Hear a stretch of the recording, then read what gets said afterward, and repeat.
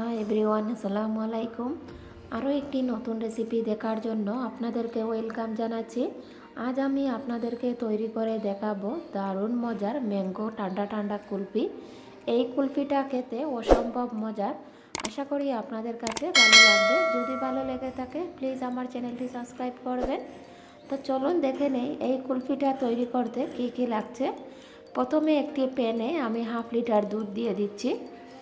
তো এখানে দুধটা আমি 1/2 লিটার দিয়েছি, আপনারা আপনাদের পছন্দ মতো দেবেন।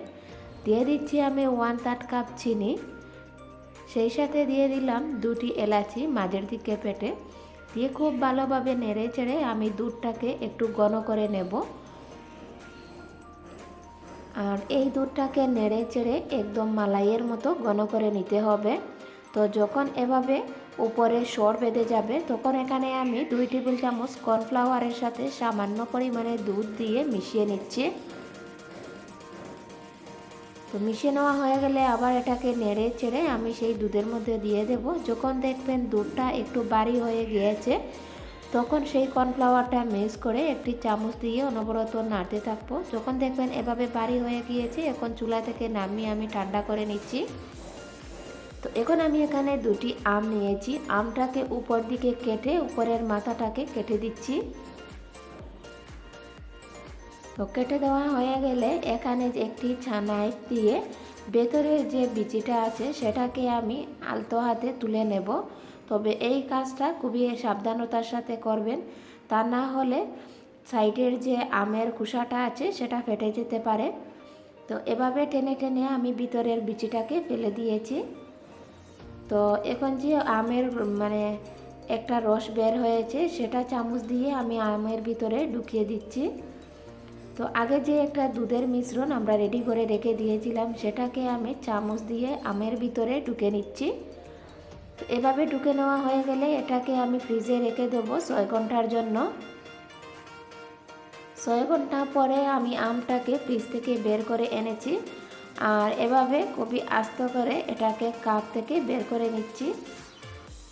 তো দেখতে পাচ্ছেন আমটা একদম শক্ত হয়ে গিয়েছে। তো এখন আমি এটাকে চেলে নিচ্ছি।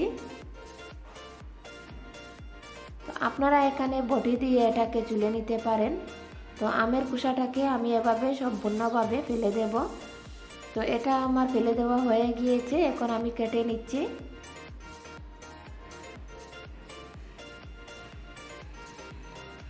তো এ পর্যায়ে আমি আমার পছন্দ মতো কেটে নিচ্ছি, আপনারা আপনাদের পছন্দ মতো কেটে নিতে পারেন যে কোনোভাবে। তো আমি প্রথমে একটাকে লম্বা করে কেটে নিচ্ছি।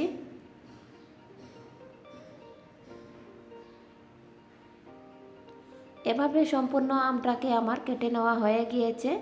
আপনারা আপনাদের পছন্দ মতো যে কোনোভাবে শেপ দিয়ে কেটে নিতে পারেন।